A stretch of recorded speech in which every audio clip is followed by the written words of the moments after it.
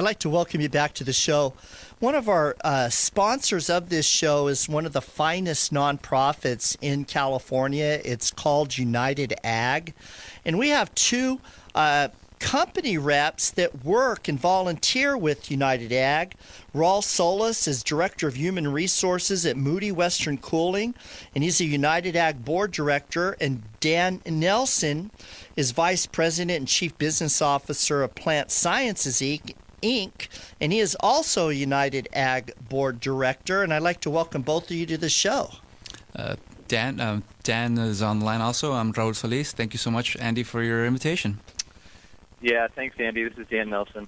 All right, good. Well, first of all, I'd like one of you to kind of describe what UnitedAg is and what its primary purpose, or both of you can chime in, but only one at a time. For sure. Go for it, Raul. Oh, thanks, Dan. No pressure there. UnitedAg is a member-centric organization, and our purpose is to try to help our members out with their insurance needs, and also in our case through UnitedAg Membership Foundation, and through scholarship and any kind of regulations, and also we advocate for our members through policy. Now, one of the things I know about UnitedAg that I think sets it apart from from every other ag organization I know of is you don't just sell insurance, you have clinics. Yeah, that's something that we've started in the last couple of years. We started in the Central Valley. I believe it was in Visalia, our first clinic, and now we have one in Santa Maria, and it's been open for about a year. Interesting story. I was actually one of the first, actually I was patient number one in Santa Maria, and I went in there, I think the 1st of March is when I went in there and got some blood work done. And I went for my follow-up this year, and everything is still going very well. So we're very happy to offer that service to our members. It provides a local clinic that they could go ahead and get service for them. And for those people who have long-term health care needs, it provides a stable relationship that they could go back on a day-in, day-out basis and to get their needs taken care of. Dan, what drew you in? Sorry, say again, Andy? What attracted you to become involved with UnitedAg? Yeah, it's a great question, Andy. I work with my family. It's a family-owned company, and at the time we joined UnitedAg, we were, like a lot of ag companies, I'm sure, wrestling with what we could do to provide the best health care to our employees. And, at the time, healthcare was only getting more expensive. All the solutions that we'd relied on to that point were becoming less reliable. And so we had an agent come to us and provide us the pitch for UnitedAg. And I think what really stuck out to us was just the fact that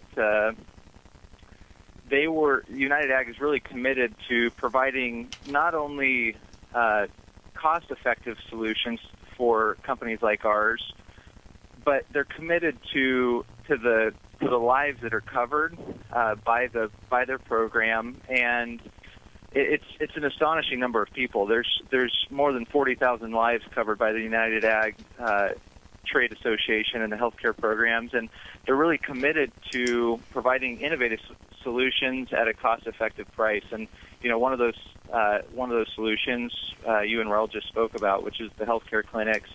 I just add to what Raul mentioned there by saying I think UnitedAg's partnerships with the clinics and the clinics that it owns are the only clinics that I know of anyway in the ag space that offer care with no co-pays for its members. So that's a pretty unique opportunity for folks who are associated with UnitedAg. Absolutely. Raul, why don't you tell us a little bit about the foundation, the Agribusiness Education Foundation?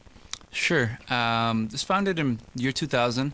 The whole purpose of the UnitedAg Education Foundation is to help the members and their employees and their families try to get a leg up on education and future success. We provide financial assistance. We help them develop some business skills, leadership development, and this is for their employees, for the employees' dependents, children, grandchildren. And since inception, we've awarded more than $1.4 million to some 800 recipients. And what about the Ag Agribusiness Emerging Leaders Academy? That's something new that we've started in the last year or two.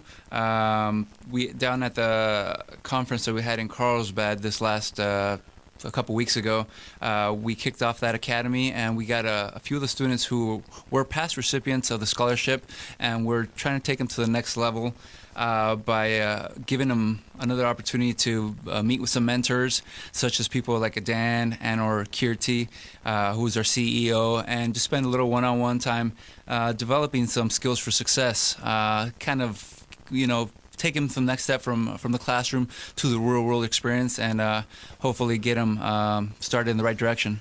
So with regard to, for instance, the scholarships and the emerging leaders, could you share some of the Central Coast people that have benefited from that? Absolutely. Locally, we had about 10 students who applied and were given scholarship awards.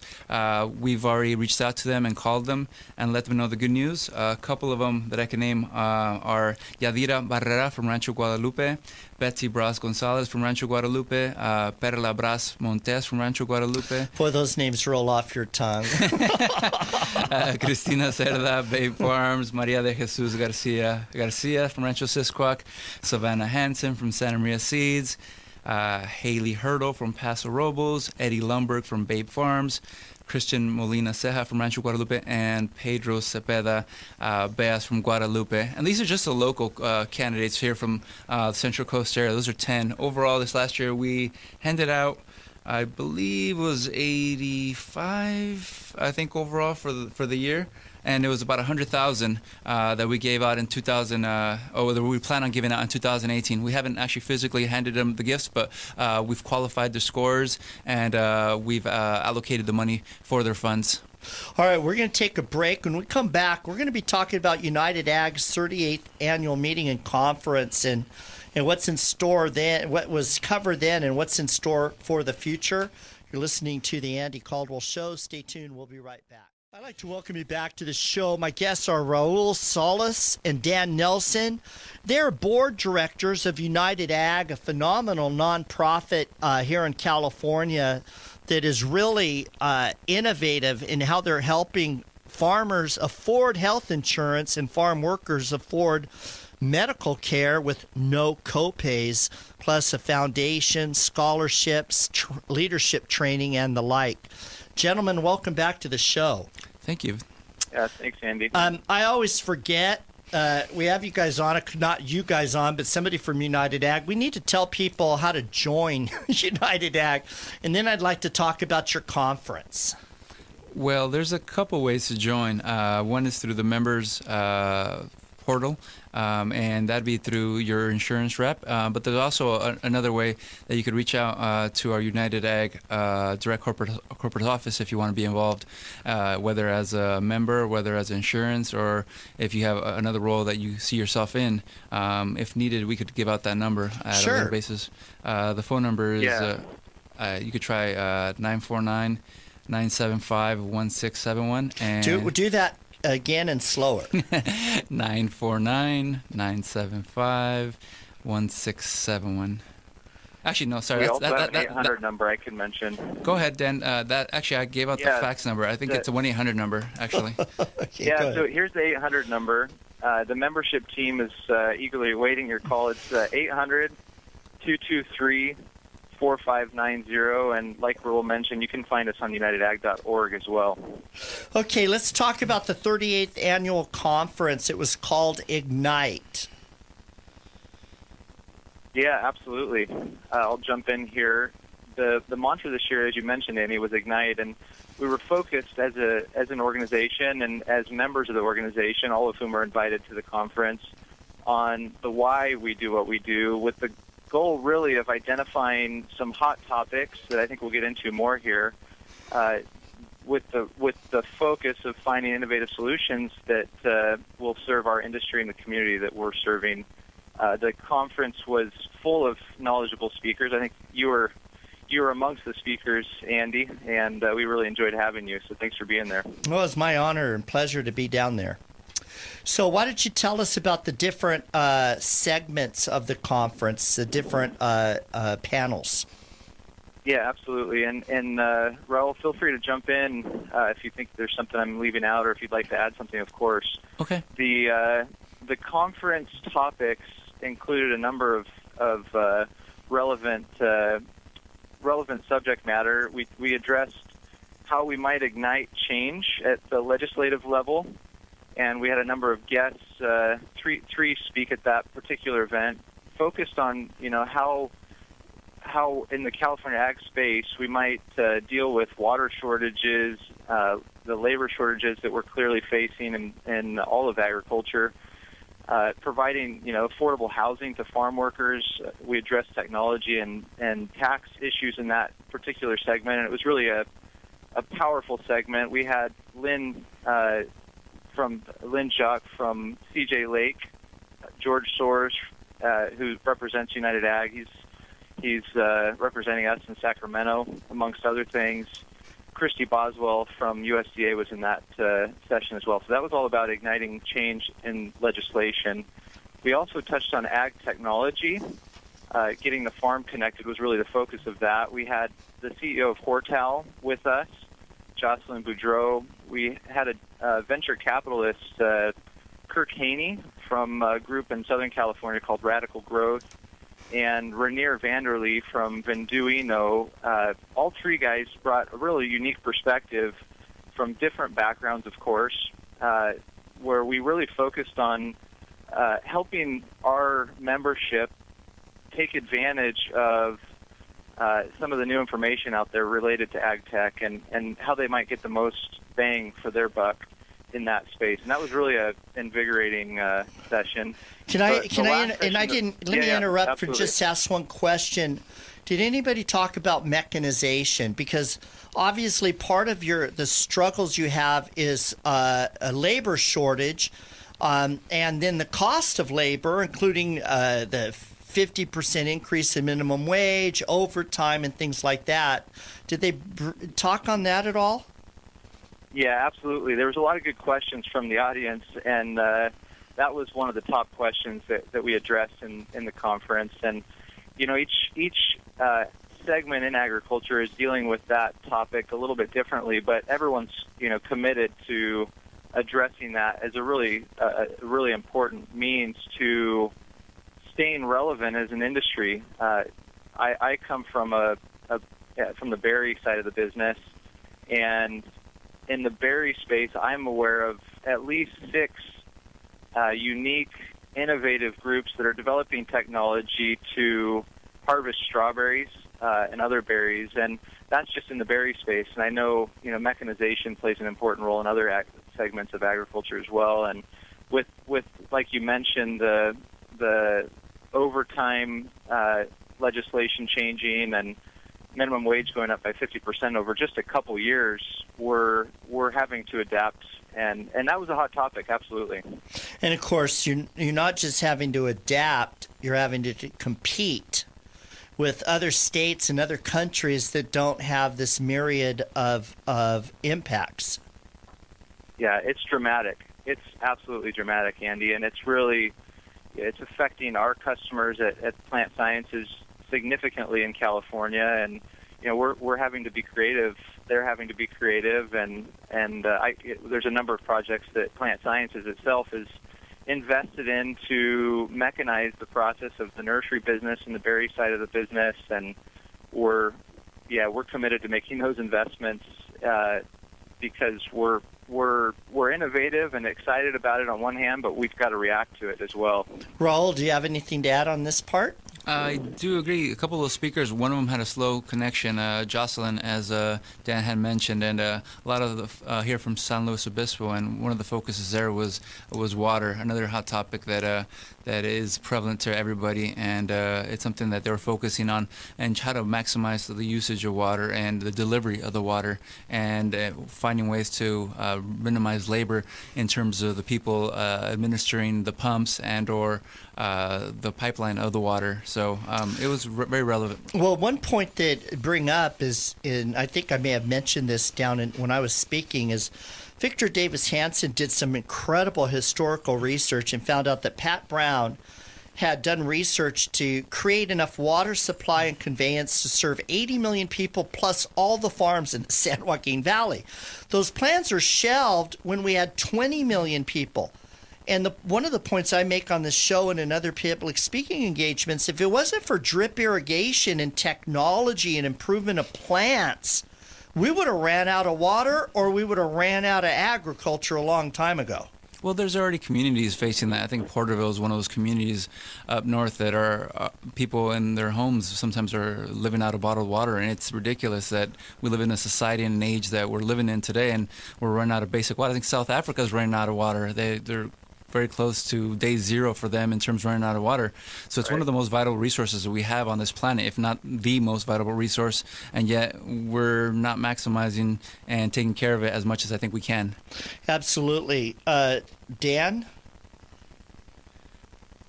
Yeah, I would just add that Raul's right on. Water is an absolutely critical resource for agriculture. I think as you drive up and down the I-5 corridor, all of us have seen the signs that say, you don't get food without water.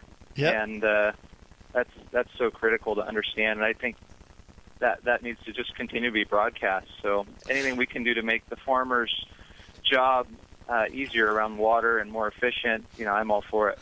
I don't know. It must have been at least 10 years ago. I got asked to speak at a rally on the steps of the state legislature. And there was a bus out there, and they had a sign on the side of the bus, without water, it's just dirt. And one of that thing just turned on light bulbs in my head of when a farmer buys land, he's not buying the dirt, he's buying the water that could cause that, help make something from that dirt. And this is why, right. The rights of the farmers to their water, and then plus the stability and security of food supply should be tantamount concerns for all of us. Yeah, absolutely. That's one of the things that we actually covered on this year's scholarship question for the essay question for 2017 was the challenges and problems facing agriculture and water, labor, affordable housing. Those were all the top topics that these students were able to discuss. And you're absolutely hit the nail on the head in that case, Andy. These are problems that we're going to continue to face. All right, last segment. You can spare the audience. You don't need to talk about me, but you had Aubrey Betancourt, USDA, and Carissa Krause from Sonoma County, and this is so sad. She's one of the people who lost her house in the fires up there, and that was what this segment was about. Yeah, that's right. That was an incredible segment, and Andy, I think your part in that session, just speaking personally, was really significant. That particular topic was full of interesting information. It was, I think, the focus from Sonoma County in particular when Carissa was speaking was, we went through a really tough situation, and for someone who had lost her own house, she was really positive looking forward, and that really struck me. It was I have family members whose family lost homes in that fire, and a good family friend who actually lost a loved one, and it was hard for me to think about anything positive in that particular situation, and I was just really impressed with Carissa's focus on how they've been helping farm workers get through the tough times, families affected by the fires, and how Sonoma County was really affected significantly, but from the standpoint that their economy is ready to continue. She really focused on the fact that the economy is ready to continue to receive tourism, and how little the fires really did affect the broader touristic opportunities that folks might encounter in Sonoma County. So that particular session really impacted me when she was so positive about the future. Raul? I do agree. I think the message that you wanted to send, in my personal opinion, was that we're here, we're up and running again. And sure, we took a punch to the face, but we're going to get back up, and we're ready to go ahead and meet all your needs, whether it be wine, whether it be weddings, whether it be tourism. Come out and come and help us out, and help us help you kind of situation. Well, I'll tell you one thing she didn't really talk about that much that shocked the heck out of me. I have never, except with the Berkeley fires, which was an anomaly. I've never seen a major urban center. That would be like downtown Santa Maria burning. Usually expect houses in the hills or among the trees or in the forest or on the periphery to burn. But that burned like shopping centers. That evacuated hospitals. I can't imagine the inferno. Yeah, unbelievable. Yeah, it moved through in the middle of the night. People had very little time to respond, and it was dramatic. It was surreal. I just can't imagine losing everything like that. I mean, it was just shocking. Gentlemen, you guys did a great job. I'd love to have you back anytime you want to talk about UnitedAg, because you're on the cutting edge of so many things. And again, let's do the website again. It's UnitedAg. UnitedAg.org. And we also have Facebook, Twitter, Instagram. Check us out. All right. And if you want, phone number is 1-800-223-4590. 1-800-223-4590. And again, they have memberships throughout the Central Coast and California. Gentlemen, thanks for being with us. Thank you very much, Andy. All right. Thanks so much. We're going to be Thanks, Andy. back with...